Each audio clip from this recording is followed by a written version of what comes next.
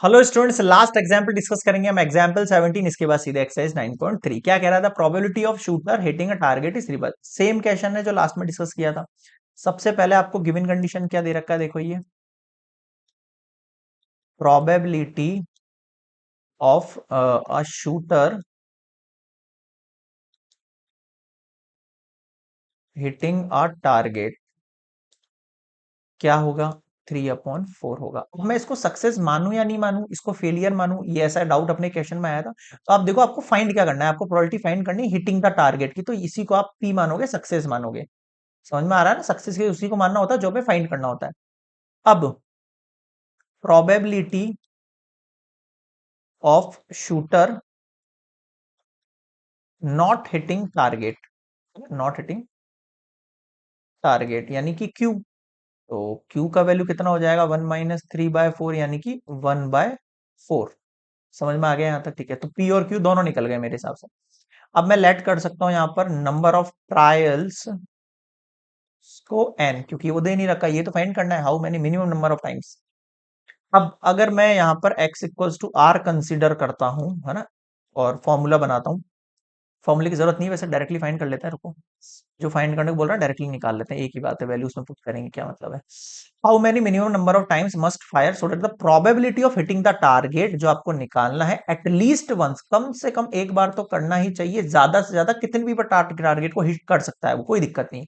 भाई ये तो दिक्कत हो गई, 1 से ऊपर तो 2 होगा, 3 होगा, बहुत सारे हो जाएंगे, कैसे पता करेंगे? तो एक काम करते हैं, टोटल सम 1 होता है, 1 में से x इक्वल्स टू 0 का माइनस कर देते हैं, 0 के अलावा जो भी बचेंगे वो सब आंसर ही हो जाएंगे। ठीक है भाई, तो इसके लिए फॉर्मूला क्या रहेगा आपको पता है? n c 0, p की वैल्यू 0, q की वैल्यू n-0। ठीक है, इसको मैं नेक्स्ट स्लाइड पर ले रहा हूं पूरे को ही, है ना।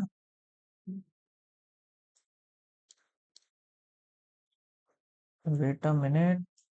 ओके, अब देखो 1 माइनस एन की वैल्यू तो फाइंड करनी है अपन को। पी की वैल्यू कितनी है हमारे पास? देखो पी की वैल्यू 3/4 है, पुट कर दो। क्यू की वैल्यू कितनी निकली है? 1/4 निकली है। एन कितना बचा? 1 माइनस ये 1 हो गया, ये 1 हो गया, यानी 1/4 की पावर एन, केवल ये बचा है। अब इसने क्या बोला है कि ये जो कंडीशन निकाल रहे हो आप, ये जो कंडीशन निकाल रहे हो ना भाई आप, 1 - 1/4, ये मोर देन होनी चाहिए 0.99 से, है ना। ऐसी एन की वैल्यू यहां पुट करो कि ये कंडीशन जो हो वो 0.99 से मोर देन हो जाए। क्या करेंगे?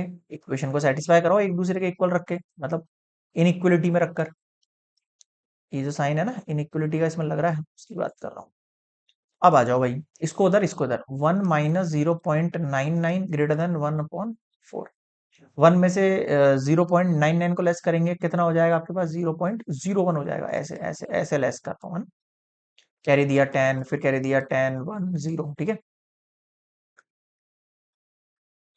100 आ गया, क्रॉस मल्टीप्लाई कर दो। 4 की पावर n इधर और 100 इधर। अब बताओ, नेक्स्ट स्लाइड पे ले लो एक। 4 की पावर n ग्रेटर देन 100, ये आ गया मेरे पास, है ना। आराम से पॉज करके नोट कर लेना आप इसको, ओके। हाँ, तो क्या कह रहा था मैं आपको? अब आप मुझे बताओ इस n की मैं क्या वैल्यू रखूं कि ये इक्वेशन सेटिस्फाई हो जाए। So minimum value of n is, देखो अगर 4 की वैल्यू 2 रखते हो तो ग्रेटर देन 100 होगा? नहीं होगा। 4 की वैल्यू 3 रखते हो ग्रेटर देन होगा 100? नहीं होगा। क्यों? 4 की पावर 3 मतलब 4 multiply 4 multiply 4, 4 4 16, 16 to 48।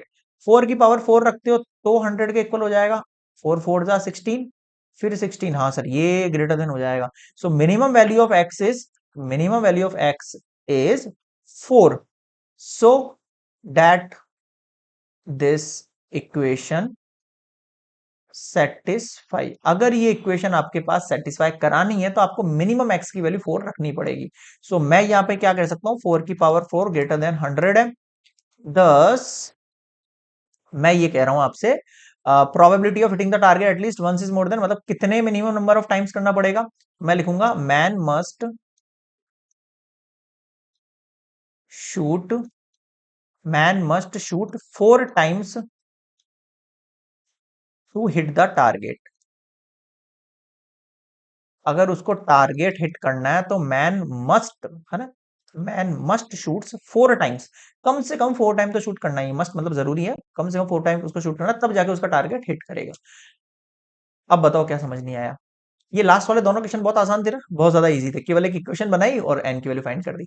So this is complete example 17, और इसी के साथ हमारे all examples, example 1 to 17 all examples complete हो चुके हैं। प्लेलिस्ट में जाओ, चेकआउट करो, इससे पीछे एकदम लाइन से बन रहा है। मैंने हर थंबनेल के ऊपर आपका जो बुक है एमएल अग्रवाल, ठीक है, उसके पेज नंबर भी डालें ताकि आपको कहीं दिक्कत नहीं आएगी। आपको जो पेज नंबर पर डाउट है, जो क्वेश्चन पर डाउट है, आप प्लेलिस्ट पर आओ, चैनल पर आओ, चैप्टर नंबर ओपन करो, लाइन से देखने लग जाओ, जो आपका क्वेश्चन हो, डाउट हो, आप इजीली सॉल्व कर सकते हो। मतलब यहाँ आपको किसी भी तरीके का वो नहीं रहेगा कि सर कौन सा क्वेश्चन कहाँ है, कौन सा क्वेश्चन कहाँ है, कुछ दिक्कत नहीं, एकदम लाइन से है सब कुछ एक्यूरेटली क्लियर है यहाँ पर।